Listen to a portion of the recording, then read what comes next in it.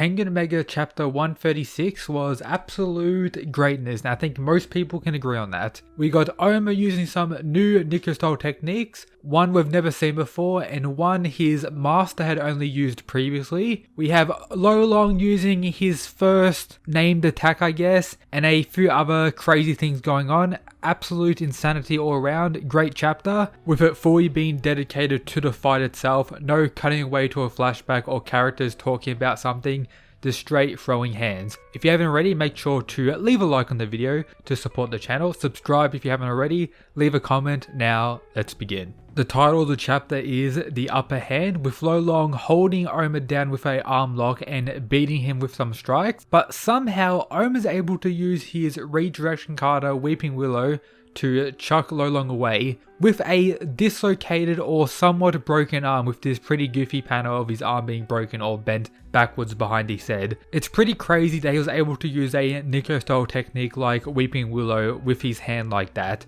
It's also impressive for Lolong being able to get Ohma into that lock so quickly and so clean as well.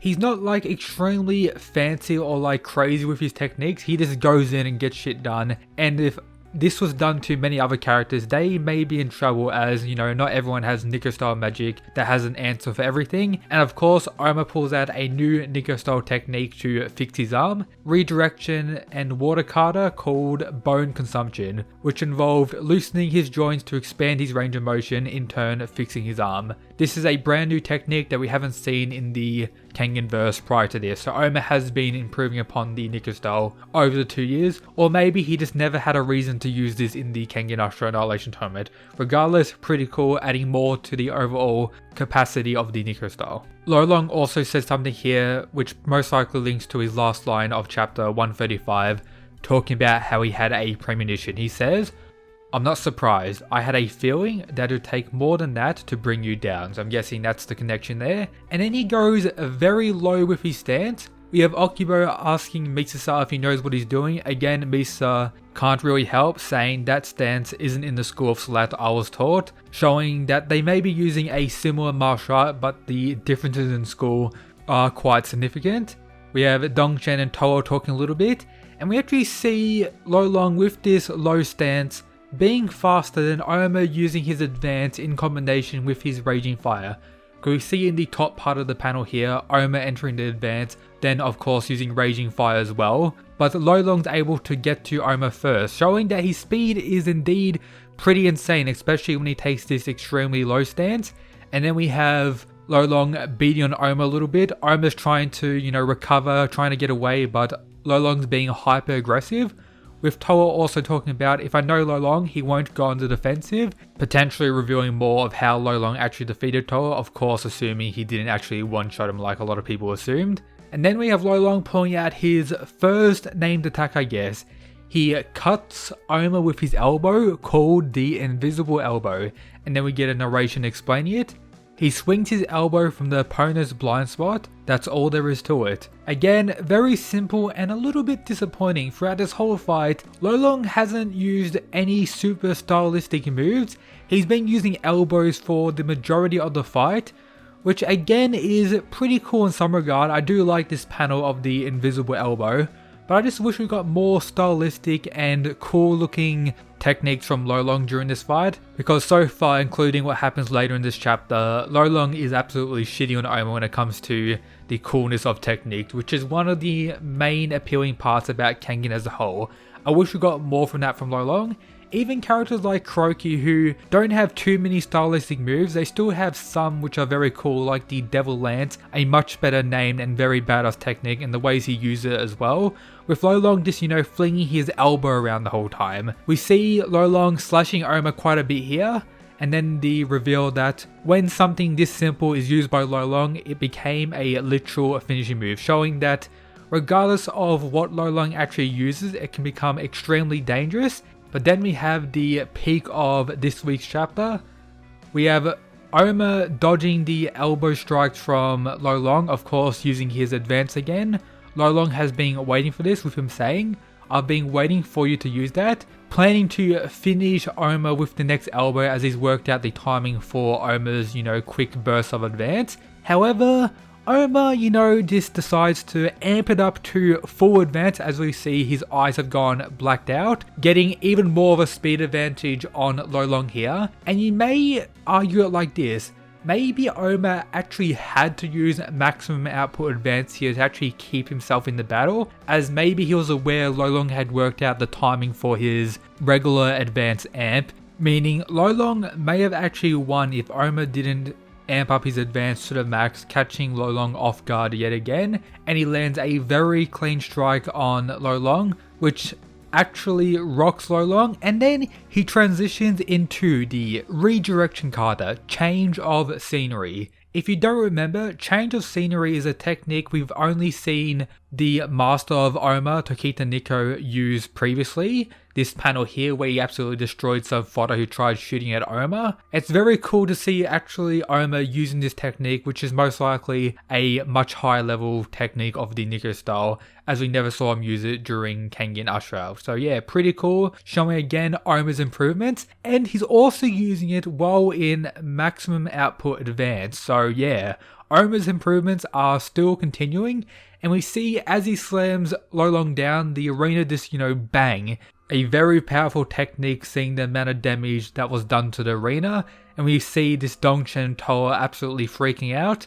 And again, expanding on my point from earlier, they say, shouldn't Lolong's elbow have hit him first? Again, showing that Lolong was actually going to hit Ohma directly here, but Ohma used the maximum output advance to overcome that. Very cool, and Lolong is down. We get it confirmed that Ohma used the full advance as we saw with the blacked out eyes regardless, but cool to have it fully outlined, advance fully unleashed. He mentioned that he hasn't used this in ages, most likely last time he's gone this far with the advance was during round 2 of the Kengan Annihilation Tournament against Kure Ryan. Can't believe I used to be able to keep this going for so long, showing that his current heart isn't really used to using the advance as much, and he doesn't really want to use the advance as much as he did previously. With Hanafusa pointing out that he's kept the consecutive use of the advance within 5 seconds so it won't kill him, at least for now. Hanafusa hinting at Ohma dying again perhaps. We have Dongshen absolutely freaking out saying, who the hell is this guy?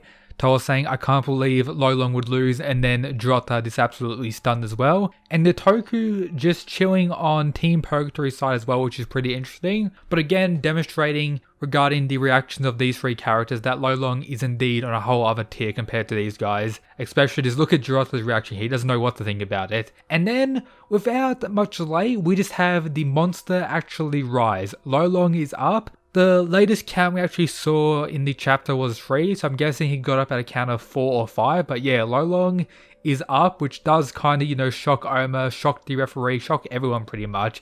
And the draft version of Lolong getting up is probably even crazier. I'm sad this didn't actually get added to the official release of the manga, but the draft here is pretty crazy. Imagine Lolong got up like that.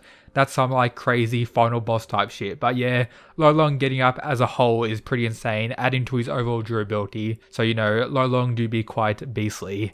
Lolong confirms that he can keep fighting and just smiles. The reasons for smiling is probably linking to his whole boredom thing being too strong. Again, a reminder that he talked about the only other fight that's pushed him this far was his draw against Croaky. He's probably being pushed harder now against this fight with Ohma, so this is probably one of the greatest moments in Lolong's life, as he is someone who lives for fighting. Then we have Ohma revealing that he can't use the advance anymore, and of course he doesn't want to end up like Faye if he was to use the advance anymore. Some people may be saying Ohma has been nerfed regarding his usage of the advance, but it's important to note Ohma has been flashing in and out of it for a decent portion of this fight now, also considering he used maximum output with a high level technique as well, which definitely puts more strain on his body than just using the advance and going for regular like brawling based strikes or something like that. So he has used the advance quite a bit, and the whole purpose of the Faye interaction, the Faye fight as a whole, is to show the 2 paths of the Nico style. The crazy transformation one, the advanced, the divine demon, everything like that, and the raw technique route, which Ohma is being implied to be the true master of the Nico style for. Kazi also realizes that Ohma is in trouble now that he can't use the advance as much or anymore, but also pointing out that that attack on Lolong did do pretty significant damage, so they're probably balanced out again. If not, Lolong is a little bit more injured. But Lolong has assumed a small stance yet again. The final exchange was about to begin. Will it end next chapter? Let me know your thoughts down below. I personally don't think so. My guess is the fight ends at chapter 138 with Ohma using the Demon's Bane. Lolong is able to counter it due to having past experiences with Toa and understanding a similar technique to it. However, the Demon's Bane was just bait, allowing Ohma to actually ring out Lolong and outplay him during this fight. I'm hoping next chapter we get a cool technique from Lolong during this fight. It's going to be interesting to see Ohma staying in this fight after taking so much damage and the drawbacks of the advance and everything like that, most likely relying on all his Nico style sustain based moves. And yeah, cannot wait for next week's chapter. Great chapter this week.